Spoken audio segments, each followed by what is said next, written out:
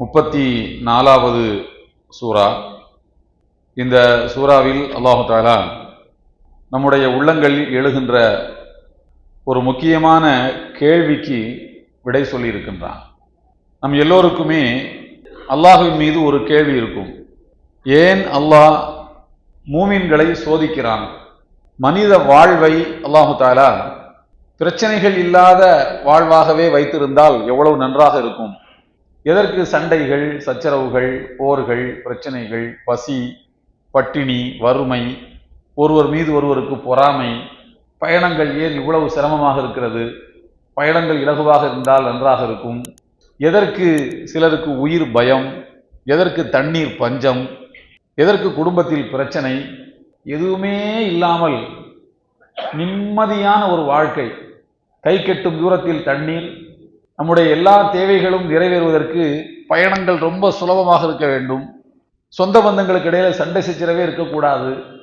பசி இல்லாத ஒரு வாழ்க்கை, பட்டினி இல்லாத ஒரு வாழ்க்கை, ரொம்ப சிரமம்லாம் படக்கூடாது. நிம்மதியாக சாப்பிட்டோமா, தூங்கினோமா, மனைவி மக்களோட சந்தோஷமா இருந்தோமா, அளவலாவுனோமா, கல்யாண காட்சிகளுக்கு போனோமா, இப்படி ஒரு நிம்மதியான வாழ்க்கை இருந்தால் எவ்வளவு நன்றாக இருக்கும். எதற்கு இந்த பிரச்சனை எல்லாம் என்கின்ற ஒரு கேள்வி எல்லாருக்குமே இருக்கும்.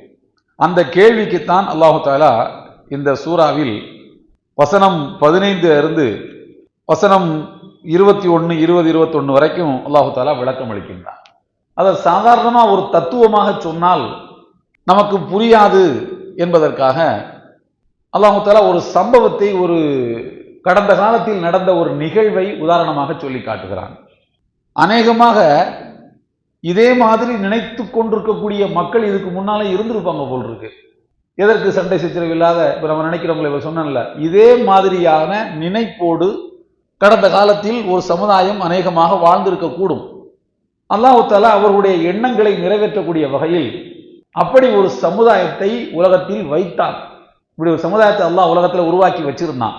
ஆனால் அந்த சமுதாயத்து மக்கள் என்ன ஆனார்கள் என்பதை பற்றித்தான் அல்லாஹ் சூரத்து சபா என்ற அத்தியாயத்தில் 15வது வசனத்திலிருந்து தொடங்கி அல்லாஹ் சொல்கின்றான். முதலாவது, சபா என்றால் என்ன என்று ஒரு நபித்தோழர் ரசூலுல்லாஹி ஸல்லல்லாஹு அலைஹி வஸல்லம் இடத்தில் கேட்கிறார். மா ஹுவ சபா, சபா என்றால் என்ன? அஹுவ ரஜுலுன் அம் இம்ராத்துன், அது ஒரு ஆணின் பெயரா பெண்ணின் பெயரா, ஒரு ஊரின் பெயரா? என்ன சபானா என்ன? சபா என்கிற பெயரில் ஒரு அத்தியாயமே இருக்கிறதே என்று ரசூலுல்லாஹி ஸல்லல்லாஹு அலைஹி வஸல்லம் இடத்தில் ஒருவர் கேட்டார். ரசூலுல்லாஹி ஸல்லல்லாஹு அலைஹி வஸல்லம் அவர்கள் சொன்னார்கள், இப்ப அது ஒரு ஊரின் பெயர். ஆனால் ரசூலுல்லாஹி ஸல்லல்லாஹு அலைஹி வஸல்லம் சொன்னார்கள், அது ஒரு நபரின் பெயர், ஒரு ஆணின் பெயர். அவருக்கு 10 ஆண் குழந்தைகள் இருந்தார்கள். அதிலே 6 பேர் ஷாம் என்று சொல்லக்கூடிய சிரியாவுக்கு போய் வாழ்ந்தார்கள். இன்னும் 4 பேர் யமன் என்கின்ற, யமனின் சொல்றோம்ல, யமன் நாட்டில் போய் அவர்கள் வாழ்ந்தார்கள். ஏன் அவர்கள் சிரியாவுக்கும் யமனுக்கும் போக வேண்டிய நிலை வந்தது? அந்த காலங்களில் எல்லாம் ஒரு நபருடைய பெயரைத்தான் ஒரு ஊருக்கு வைப்பார்கள். அந்த ஊர் ரொம்ப அந்த ஊருக்காக பாடுபட்டிருந்தாருன்னு சொன்னா, காந்தி சுட்டுக் கொல்லப்பட்ட நேரத்தில் பெரியார் சொன்னாராம், இந்தியாவுக்கு காந்தி நாடுன்னு பேர் வைக்கணும்ட்டு. அவர் ரொம்ப சூட்சமமா சொல்லியிருக்கிறாரு. ஏன்னா பின்னால வரக்கூடியவங்க காந்தி அப்படின்னா யாரு, காந்தி நாடு காந்தி நாடு சொல்லிங்கன்னா காந்தினா யாரு? ஆமா, அவர் ஒரு மனுஷன், எல்லாரும் ஒத்துமையா இருக்குன்னு ஆசைப்பட்டார், அவரை சுட்டு கொண்டு விட்டானுங்க, அவரை யார் சுட்டு கொண்டதுன்னு கேள்வி வரும். அது மூலமாக நிரந்தரமாக வரலாற்றில் ஒரு செய்தியை நாம பதிய வைத்து விடலாம் என்ற கணக்கில் அவர் சொல்லி இருக்கக்கூடும். வாஷிங்டன் சொல்றோம். வாஷிங்டன் என்பது என்ன? அது ஒரு ஆளுக்குரிய பேரு, அந்த ஊருக்கு பேராக பின்னால வைக்கப்படுகின்றது. இந்த மாதிரி சில நபர்களுடைய, முக்கியமான நபர்களுடைய பெயரை ஒரு ஊருக்கு வைக்கக்கூடிய பழக்கம் நீண்ட நெடுங்காலமாக இருந்திருக்கிறது. அதே போல சபா என்பதும் ஒரு நபருடைய பெயர். அவருக்கு 10 ஆம்பளை பிள்ளைங்க. அவர்தான் அந்த நகரத்தை உருவாக்கிய நகரத்தின் தந்தை. எனவே அவருக்கு அந்த ஊருக்கு சபா என்று பெயர் வந்தது. அல்லாஹ் சொல்லி காட்டுகிறான், அந்த ஊரிலே வாழக்கூடிய மக்களுக்கு அல்லாஹ் அருள் புரிந்தான். அவர்களுக்கு அந்த ஊருடைய வலது பக்கம் 2 தோட்டங்கள், அந்த ஊருடைய இடது பக்கம் 2 தோட்டங்கள். அந்த 2 தோட்டங்களும் ஏராளமான தாராளமான ரிசுக்குகளை, கனி வர்க்கங்களை அந்த மக்களுக்கு கொடுத்து கொண்டே இருந்தது. அந்த மக்கள் அதை கொண்டு நல்லா சாப்பிட்டு நிம்மதியாக வாழ்ந்து கொண்டிருந்தார்கள். அல்லாஹ் சொல்கிறான் பாருங்கள், லக்கது கான லி சபஇன் ஃபீ மஸ்கனிஹிம் ஆயத்தும்.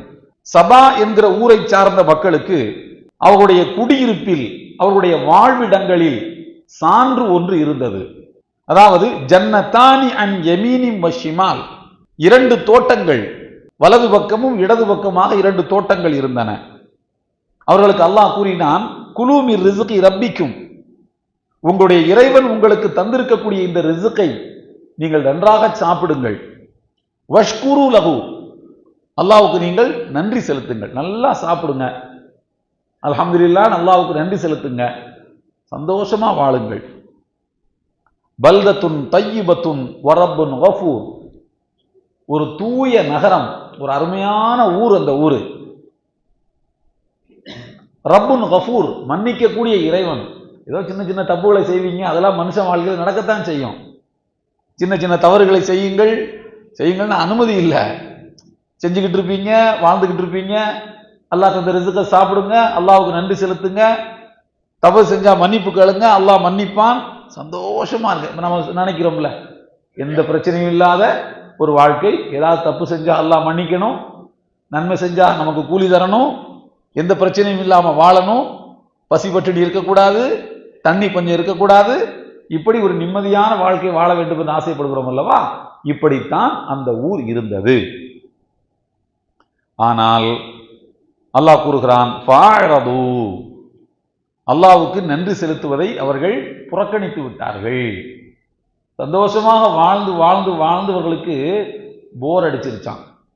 என்னப்பா இது பிரச்சனை இல்லாத வாழ்க்கையா இருக்கு, ஒரு பிரச்சனை வரணும்ல, பிரச்சனைன்னு ஒன்று வந்தா தானே வாழ்க்கை சுவாரஸ்யமா இருக்கும். அப்படி இந்த மோட்டிவேட்டர்லாம் இருக்காங்கல்ல, மோட்டிவேஷன் ஸ்பீக்கர்லாம் இருக்காங்க பார்த்தீங்களா, அவங்க அப்படிதான் சொல்லுவாங்க. அது பாதி உண்மையும் இருக்கு. அதுல பிரச்சனைன்னு வந்தா தான் மனிதனுக்கு போராடக்கூடிய ஒரு திறமை வரும். அல்லாஹ் அப்படி அவங்கள வைக்கல, சந்தோஷமாக வைத்திருக்கிறான். நல்லா சாப்பிடுங்க, நல்லா வாழுங்க, நன்றி மட்டும் செலுத்துங்க, வேற ஒன்றும் வேண்டாம். தப்பு செய்றீங்களா, நான் மன்னிக்கிறேன், சின்ன சின்ன தப்பு தானே, போட்டோம் என்று அல்லாஹ் அந்த மக்களை வாழ வைத்துக் கொண்டிருந்தான். ஆனால் அவர்களுக்கு நன்றாக வாழ்ந்து செழிப்பாக வாழ்ந்து அவர்களுக்கு போர் அடிச்சிருச்சு. ஃபாரபு, அவர்கள் இறைவனுக்கு நன்றி செலுத்த மறந்து புறக்கணித்து விட்டார்கள். மறந்துட்டாங்கன்னு கூட சொல்லல, நன்றி செலுத்த முடியாதுன்னே சொல்றாங்களாம். அல்லாஹ் உடனே என்ன செய்கிறான், அந்த ஊர்ல ஒரு பெரிய நீர்நிலை இருக்கிறது. அந்த நீர் வரத்து இருக்கக்கூடிய பகுதி இல்லையா, மலையிலிருந்து நீர் வரும் இல்லையா, அதை அவர்கள் தடுத்து அணைக்கட்டு கட்டி வைத்திருந்தார்கள். அந்த அணைக்கட்டுகளுக்கு 3 விதமான அடுக்குகள் இருந்தன. முதல் அடுக்குகளை திறந்து அந்த மக்கள் தண்ணீரை அனுபவித்துக் கொண்டிருப்பார்கள். 2வது அடுக்குகளை திறந்து தண்ணீரை அனுபவித்துக் கொண்டிருப்பார்கள். 3வது அடுக்க அவருடைய வாழ்க்கையில் அவங்க திறந்ததே இல்லை. 3வது அடுக்கு வரைக்கும் தண்ணீர் வருதுன்னா திரும்ப உடனே மழை பெய்யும், நீர்நிலை நிறைந்து விடும். 3வது அடுக்கு திறந்ததே கிடையாது. அந்த அளவுக்கு அண்மையிலே கூட ஒரு பத்திரிகையில போட்டிருந்தாங்க, ஐரோப்பாவில் வறுமை கல் அப்படின்னு ஒன்று இருக்குதான். ஏதோ ஒரு ஆற்றுல வறுமை கல்லுன்னு அதுக்கு பேராம். அந்த கல் அந்த ஆற்றுல தெரிஞ்சிருச்சுன்னா தண்ணி பஞ்சம் வரப்போகுதுன்னு அர்த்தமா. அதனால அந்த கல்லில் என்ன எழுதி வச்சிருப்பாங்கன்னா, இந்த கல் வறுமை கல், வறுமை வரப்போகுதுன்னு அர்த்தம். அந்த கல் தெரியவே கூடாது வெளியில. எத்தனையோ வருஷத்துக்கு அப்புறமா அந்த கல் வெளியில தெரிஞ்சிருக்குன்னு சொல்றாங்க. அந்த மாதிரி அந்த ஊர் மக்கள் 3வது அடுக்கை திறந்ததில்லை. 2 அடுக்குகளில் அவங்களுடைய தேவை ஆண்டாண்டு காலமாக பூர்த்தியாகி கொண்டே இருந்தது. அப்படிப்பட்ட ஒரு வளமான நகரம். இப்ப அல்லாஹ்வுக்கு நன்றி செலுத்துவதற்கு அந்த மக்கள் மறுத்து விட்டதனால் அல்லாஹ் கூறுகிறான், ஃபஅர்சல்னா அலைஹிம் சைலல் அரிம், அரிம் என்கின்ற அந்த அணைக்கட்டு நிறைந்து நீரை அவர்கள் மீது நாம் அனுப்பி வைத்தோம். அளவுக்கு அதிகமான நீரை கொடுத்து அந்த ஊர் மக்களை வெள்ளத்தால நாம அழித்தோம். வெள்ளத்தால் அந்த ஊர் மக்கள் பாதிக்கப்பட்டு ஆங்காங்கே சிதறி என்ன செய்கிறார்கள், ஓடுகிறார்கள். பாதி பேர் செத்து போறாங்க, பாதி பேர் உயிர் பிழைக்கிறாங்க. அம்மாடி ஆத்தாடின்னு அந்த ஊர் மக்கள் அலறிக்கொண்டு அவர்கள் ஒரு தப்பித்தோம் பிழைத்தோம் என்று இன்னொரு மறு வாழ்க்கைக்கு அந்த மக்கள் தயாராகிறார்கள். இப்ப மறு வாழ்க்கையை அல்லாஹ் அந்த ஊர் மக்களுக்கு எப்படி கொடுத்தானாம், அல்லாஹ் சொல்கிறான், வபத்தல்நாஹும் பிஜன்னதைஹிம் ஜன்னதைன், அவர்கள் ஏற்கனவே அனுபவித்துக் கொண்டிருந்தார்கள் அல்லவா அந்த 2 தோட்டங்கள், வலப்பக்கமும் அந்த ஊரில் வலப்பக்கமும் இடப்பக்கமுமாக 2 தோட்டங்கள். அந்த 2 தோட்டங்களை இந்த வெள்ளம் வந்ததற்கு பிறகு வேறு 2 தோட்டங்களாக நாம் மாற்றிவிட்டோம். அதுவரைக்கும் சுவையான கனிகளை தந்து கொண்டிருந்த அந்த தோட்டங்கள் கசப்பு கனிகளை தர ஆரம்பித்து விட்டன. அதே நிலம்தான், அதே தோட்டம்தான், ஆனா அந்த தோட்டங்கள் கசப்பு கனிகளை தர ஆரம்பித்து விட்டன. ரவாத்தை உக்குலு ஹம்தின், கசப்பான பழங்களை உடைய தோட்டங்களாகவே மாறிவிட்டன. வாசிலிம் வஷையும் மின் சிதிரின் கலீல், ஒரே ஒரு பழம் மாத்திரம்தான் சுவையான பழமாக இருந்தது அந்த தோட்டங்கள்ல. மற்றது எல்லாமே கசப்பு நிறைந்த பழங்களாக ஆகிவிட்டன, சருகுகளாக ஆகிவிட்டன. அந்த இனிப்பை தந்து கொண்டிருந்த ஒரே ஒரு பழம் என்னன்னா இலந்த பழம். இலந்த பழம் மட்டும்தான் இருந்தது. அதையும் நாம ரொம்ப குறைவாகத்தான் கொடுத்தோம், ரொம்பலாம் கொடுக்கல. இலந்த பழத்தை ரொம்ப கம்மியா கொடுத்தோம். சுவையா இருக்கிற ஒரே பழம் இலந்த பழம் தான், அதையும் ரொம்ப கம்மியாகத்தான் கொடுத்தோம். வஷையும் மின் சிதிரின் கலீல், குறைவான இலந்த பழத்தையும் கொடுத்திருந்தோம். அப்படி தலைகீழா மாத்திட்டோம். நல்லா இருக்கும் போதெல்லாம் என்ன செய்யல, கொஞ்ச நாளைக்கு நன்றி செலுத்தி போர் அடிச்சு போய் நன்றி மறந்து வெள்ளம் வந்ததுக்கு பிறகு தலைகீழா அந்த ஊரை நாம் என்ன செஞ்சிட்டோம், மாத்தி விட்டு விட்டோம் என்று சொல்லிவிட்டு, தாலிக்கு ஜஸைனாஹும் பிமா கஃபரு, அவர்கள் இறைவனுக்கு நன்றி செலுத்த மறுத்ததனால் அவர்களுக்கு நாம் கொடுத்த தண்டனை இது என்று சொல்லிவிட்டு அல்லாஹ் ஒரு கேள்வியை கேட்கிறான். இந்த கேள்வியை விட நியாயமான ஒரு கேள்வியை அல்லாஹ் திருக்குரானில் எங்கும் கேட்கவில்லை. இந்த கேள்வியை விட உள்ளத்தை உலுக்கும் கேள்வியை திருக்குரானில் எங்கும் அல்லாஹ் கேட்கவில்லை என்று திருமுறை குரானுடைய அருள்மறையாம் திருக்குரானுடைய விரிவுரையாளர்கள் நமக்கு சொல்கிறார்கள். தப்சீர் தபரியிலே சொல்கின்றார்கள். அல்லாஹ் கேட்கிறான் பாருங்கள், வஹல் நுஜாசி இல்லல் கஃபூர், நன்றி கெட்டவனை தவிர வேறு யாரையும் நான் தண்டித்திருக்கிறேனா? தண்டிச்சுட்டு அல்லாஹ் இதை வாசிக்கக்கூடியவங்களுக்கு இறக்கம் வந்துடக்கூடாது. அவங்க மேல ஒரு பலமான வாழ்க்கை வாழ்ந்தவங்களை அல்லாஹ் அழிச்சிட்டானாம அப்படின்னு உங்களுக்கு இறக்கம் வந்தா அல்லாவை நீங்க குற்றம் பிடிக்கிற மாதிரி வந்துடக்கூடாது, அது தப்பா போயிடும். அதனால அல்லாஹ் கேட்கிறான், வஹல் நுஜாசி இல்லல் கஃபூர், நன்றி கெட்டவனை தவிர வேறு யாரை நான் தண்டிச்சிருக்கேன் சொல்லுங்க பார்ப்போம், யாரையாவது நான் தண்டிச்சிருக்கேனா அப்படின்னு அல்லாஹ் நம்மள்கிட்ட கேட்கிறான். இந்த திருக்குரான் இறக்கிடப்பட்ட சமுதாயத்திடம் அல்லாஹ் கேட்கின்றான். அதற்கடுத்து இதுக்கு முன்னால செய்த அருள்களை மறுபடி அல்லாஹ் எடுத்துரைக்கின்றான். முதல்ல தண்டனையை சொல்லிட்டு அருள்களை மறுபடி எடுத்து வைக்கின்றான். வஜஅல்னா பைனஹும் வ பைனல் குரல்லதி பாரக்னா ஃபீஹா குரம் பாஹிரா, சபா என்கின்ற அவர்களுடைய ஊருக்கும் நாம் அருள்வளத்தை பொழிந்திருந்த ஊருக்கும், அருள்வளம் பொழிந்த ஊர் எது? ஷாம் என்கின்ற சிரியா. அங்கேதான் அல் மஸ்ஜிதுல் அக்ஸா இருக்கிறது. அந்த ஊரைத்தான் அல்லாஹ் அருள் வளம் நிறைந்த பூமி என்று குறிப்பிடுகிறான். திருக்குரானுடைய பல்வேறு வசனங்கள்ல அருள் வளம் மிக்க பூமின்னு ஷாம் தேசத்தை, சிரியாவை அல்லாஹ் சொல்லி காட்டுகிறான். அப்படி அருள் வளத்தை நாம் பொழிந்திருக்கக்கூடிய சிரியா என்கின்ற, சிரியாங்கிறத அடைப்பு குறிப்பிட்டு வச்சுக்கோங்க, சிரியா என்கின்ற அந்த ஊருக்கும் இவர்கள் வாழ்ந்த ஊருக்கும் இடையில் சில ஊர்கள் இருந்தன. சிரியாவுக்கும் இவர்களுக்கு இடையில பல ஊர்கள் இருந்தன. அந்த ஊர்களை எல்லாம் நாம் எப்படி வைத்திருந்தோம் என்று சொன்னால், வெளிப்படையாக தெரியக்கூடிய ஊர்களாக வைத்திருந்தோம். அந்த ஊர்கள் வழியாகத்தான் இவர்கள் பயணம் செய்ய வேண்டும் என்று நாம அந்த ஊருடைய அமைப்பை வைத்திருந்தோம், சொல்லி இருந்தோம். சீரு ஃபீஹா லயாலிய வ ஐயாமன் ஆமினீன், இந்த ஊர்களை தாண்டி நீங்க சிரியாவுக்கு போகக்கூடிய இந்த பயணம் இருக்கிறது அல்லவா, இந்த பயணங்கள் எல்லாம் ராத்திரி பயணம் பண்ணாலும் சரிதான், பகலில் பயணம் செய்தாலும் சரிதான், சந்தோஷமா இருப்பீங்க, நிம்மதியா இருக்கும். பயணத்துல ஏதாவது விஷப்பூச்சிகள் தீண்டு விடுமோ என்கிற அச்சம் கிடையாது.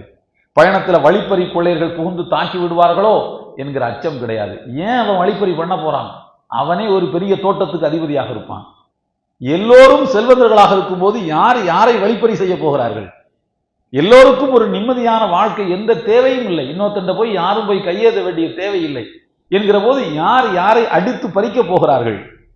இப்படி எல்லோரும் வளமானவர்கள், எல்லோரும் செல்வந்தர்கள், யாரும் போய் யாற்றையும் கையேற்ற வேண்டிய தேவையில்லை. அதனால் நிம்மதியான பயணங்களாக உடைய பயணங்கள் இருந்தன. அந்த வாகிரத்தன் எல்லா ஊர்களும் வளமான ஊர்களாக இருந்தன, எடுப்பான ஊர்களாக இருந்தன, கம்பீரமான ஊர்களாக இருந்தன. எனவே அந்த ஊர் மக்கள், வழியில் உள்ள எந்த மக்களும் யாரையும் கொள்ளையடிக்க மாட்டார்கள். அப்படி அந்த சபா என்கின்ற ஊர் மக்கள் எங்கெல்லாம் பயணம் செய்து போவார்களோ அந்த பயணங்களையும் அல்லாஹ் இலகுவாக்கினான். அந்த பயணங்கள் நடக்கக்கூடிய ஊர்களையும் வளமான ஊர்களாக ஆக்கினான். அதனால எந்த பிரச்சனையும் இல்லாமல் அவர்கள் வாழ்ந்து கொண்டிருந்தார்கள். அவர்களுக்கு போர் அடிச்சிருச்சுன்னு சொன்னேன் உங்களுக்கு முதல்ல. அதாவது வளமான வாழ்க்கை வாழ்ந்து போர் அடிச்சிருச்சான். பயணங்கள் எல்லாம் ரொம்ப இலகுவா இருக்கு. அதனால அவங்க கொழுப்புல அல்லாஹ்ட்ட எப்படி துவா செஞ்சாங்கன்னு அல்லாஹ் சொல்லி காட்டுறான் பாருங்க. ஃபகாலு ரப்பனா பாயிது பைன அஸ்ஃபாரினா, யா அல்லாஹ் எங்கள் பயணங்களை இன்னும் கொஞ்சம் தொலைவாக்கு. எங்களுடைய எல்லா காரியங்களுக்கும் எந்த காரியத்துக்கு பயணம் பண்ணி போனாலும் பயணம் ஈஸியா இருக்க யா அல்லாஹ். பயணம்னா ஒரு கஷ்டம் வேண்டாமா? என்ன எங்க பயணத்தை இவ்வளவு ஈஸியாக்கி வச்சிருக்கிற? ரப்பனா பாயிது பைன அஸ்ஃபாரினா, எங்கள் பயணங்களை நீ தூரமாக்கி வை, பயணங்களை சிரமமாக்கு, ரொம்ப இலகுவாக்கி வச்சிருக்கிய எங்க வாழ்க்கையெல்லாம், போர் அடிக்குத என்று சொல்ல ஆரம்பித்து விட்டார்கள். அல்லாஹ் குறிப்பிடுகிறான், வலலமு அம்புசஹும், தங்களுக்கே அவர்கள் அநீதி இழைத்துக் கொண்டார்கள். நல்லா வாழ்ந்துட்டு அல்லாஹ்வுக்கு நன்றி செலுத்துறது விட்டுப்புட்டு சிரமத்தை அவர்களாக கேட்டுக்கொண்டார்கள். இப்படிப்பட்ட கூட்டத்தை எங்கேயாவது பார்த்துருக்கோமா? கேட்டார்களாம். அல்லாஹ் குறிப்பிடுகிறான், இப்படியா நீங்கள் கேட்கிறீர்கள்? வாழ தந்த வாழ்க்கை உங்களுக்கு வாழ தெரியவில்லை அல்லவா? சில பேர் உலகத்தில் அப்படி இருப்பாங்க. அல்லாஹ் அவங்களுக்கு நல்ல பரக்கத்தை கொடுத்துருப்பான், சந்தோஷமா வாழ்றதை விட்டுப்புட்டு இல்லாத பிரச்சனையெல்லாம் தூக்கி தலையில தூக்கி போட்டுக்குவாங்க. பார்த்துருக்கீங்களா? அந்த மாதிரி கேரக்டர்கள் நிறைய உலகத்தில் இருக்கும். இல்லாத வம்பு தும்பையெல்லாம் தூக்கி தலையில போட்டுக்கிட்டு டென்ஷனாகவே சுற்றிக்கிட்டு இருப்பான். அவனுக்கு அல்லாஹ் ஒரு நிம்மதியான அதை வாழ தெரியாது. அல்லாஹ்வுக்கு இப்படி ஒரு சமுதாயமே இருந்தால் அல்லாஹ்வுக்கு எப்படி இருக்கும்? வலலமு அம்புசஹும், ஆகையினால் ஃபஜஅல்நாஹும் அஹாதீத், அவர்களை வெறும் கதைகளாக ஆக்கிவிட்டோம். ஒரு சமுதாயமா வாழ்ந்துகிட்டு இருந்தா, ஒரு சமுதாய அமைப்பாக இருந்தார்கள், அவர்களை எல்லாம் நாம் வெறும் கதைகளாக ஆக்கிவிட்டோம். அதாவது மஸ்ஸக்னாஹும் குல்ல முமஸ்ஸகின், அவர்களை நாம் முழுமையாக கசக்கி கிழித்து எரிந்து விட்டோம், செதைச்சு சீரழிச்சிட்டோம் அவங்கள. நல்ல வாழ்க்கை உனக்கு வாழ தெரியலையா பாரு, நான் அவனை சீரழிக்கிறேன் பாருன்னு கிழித்து. மஸ்ஸகன்னு சொன்னா அசல்ல அரபியில் எதுக்கு சொல்றதுன்னா பேப்பரை கிழிக்கிறோம் இல்லையா, இந்த பேப்பரை கிழிக்கிறதுக்கு தான் மஸ்ஸகன்னு சொல்றது. பையன் ஒரு பேப்பரை கண்ணா பின்னான்னு கிழிப்பான் பாருங்க, அதுக்கு தான் மஸ்ஸகன்னு சொல்றது. மஸ்ஸக்னாஹும் குல்ல முமஸ்ஸகின், முழுமையாக அவர்களை நாம் கசக்கி கிழித்து எரிந்து விட்டோம். இன்ன ஃபீ ذلك லஆயாத்தின் லிகுல்லி ஸப்பாரின் ஷகூர். என்ன அழகாக அந்த வசனத்தை அல்லாஹ் முடிக்கிறான் பாருங்கள். இன்ன ஃபீ ذلك லஆயாத், இவர்களின் வாழ்க்கையில் பல சான்றுகள் உள்ளன. யாருக்குன்னா லிகுல்லி ஸப்பாரின் ஷகூர், நன்றி செலுத்தி வாழுகின்ற, சோதனைகளை சகித்துக் கொள்ளுகின்ற, வளங்களை அனுபவித்து நன்றி செலுத்துகின்ற, நன்றி செலுத்தி வாழக்கூடியவர்களுக்கும் இதுல படிப்பினை இருக்கிறது. சப்பார் என்று சொன்னால் சோதனைகள் வருகின்ற போது அதை இன்முகத்தோடு ஏற்று தாங்கிக் கொள்ளக்கூடிய மக்களுக்கும். சோதனை வந்துச்சுன்னா சோதனை அப்படியான தாங்கிக்கணும். அல்லாஹ் தந்தது, யா அல்லாஹ் இந்த சோதனையை நீ தான் தந்தாய், இதை எனக்கு நீ விளக்குவாயாக. வேறு யாற்றையும் நான் அழுதுகிட்டு கண்ணீர் வச்சுக்கிட்டு ஒப்பாரி வச்சுக்கிட்டு இருக்கிறதுக்கு நான் தயார் இல்லை. படைத்த ரப்பிட்ட ஓட்ட தான் நான் சொல்ல போறேன், இந்த சோதனைகளை நீக்குவாயாக என்று சகிப்புத்தன்மையோடு அந்த சோதனைகளை எதிர்கொள்வார்கள். வளமான வாழ்க்கை கிடைத்தால் அதை வாழ்ந்து அனுபவித்து அல்லாஹ்வுக்கு நன்றி செலுத்துவார்கள். அப்படிப்பட்டவர்களுக்கு இதிலே படிப்பினை இருக்கிறது. அல்லாஹ் குறிப்பிடுகிறான், வலகத் ஸத்தக அலைஹிம் இப்லீசு பன்னஹு.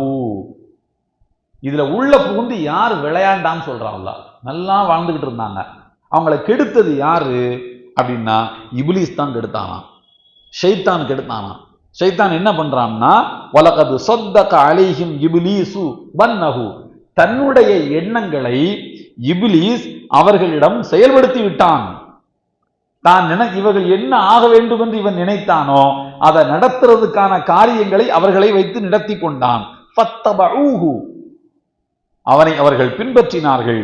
இல்லா ஃபரீகம் மினல் முஃமினீன், நம்பிக்கை கொண்ட ஒரு சிறு குழுவை தவிர மற்ற எல்லோரும் அவனை பின்பற்றி நடக்க ஆரம்பித்தார்கள். ஆகையினால் அவர்கள் அழிந்து போனார்கள். வமா கான லஹு அலைஹிம் மின் சுல்தான், இப்லீஸ் வழிகெடுத்தானா என்று கேட்பீர்களானால் இப்லீஸ் போய் அவர்களை கட்டாயமாக இழுத்து கொண்டு வந்து வழிகெடுக்கவில்லை. இப்லீஸுக்கு அந்த சக்தி கிடையாது. ஷைத்தானுக்கு உங்களை தரதரவென்று இழுத்து கொண்டு வந்து நரகத்தில் போடுகின்ற சக்தி கிடையாது. ஷைத்தானுக்கு உங்களை தவறான பாதையில் இழுத்து கொண்டு வந்து நிறுத்துகின்ற சக்தி கிடையாது. வமா கான லஹு அலைஹிம் மின் சுல்தான், இப்லீஸுக்கு அதிகாரம் கிடையாது. அவன் என்ன செய்வான் என்றால் வழியை மட்டும்தான் காட்டுவானா. பாய் இந்த ரூட்ல போங்க பாய். என்ன பாய் ஒரே தொழுக நோம்பு ஜகாத்து அஜிந்து நல்ல வழியிலே போயிட்டு இருக்கீங்களா பாய், அப்போ எங்களுக்கு வேலை வேண்டாமா பாய், இந்த வழியில போங்க பாய்னு வழிகாட்ட மட்டும்தான் இபிலீஸால் முடியுமே தவிர. இந்த வார்த்தையை அல்லாஹ் ஏன் சொல்றான் தெரியுதா? இபிலீஸ் மேல பழி போட்டு ஆகிரத்தில் நீங்க தப்பிக்க கூடாதுங்கிறது தான். இபிலீஸை ஏன் படைச்ச? அவன் தானே எங்களை வழிகெடுத்தான், எங்களை நரகவாசி ஆக்கிட்டான், அதனால இபிலீஸுக்கு எல்லா தண்டனையும் கொடுன்னு சொல்லி இவர் தப்பிக்கிட்டு சொர்க்கத்துக்கு போகலாம்னு இவர் கணக்கு போடக்கூடாது.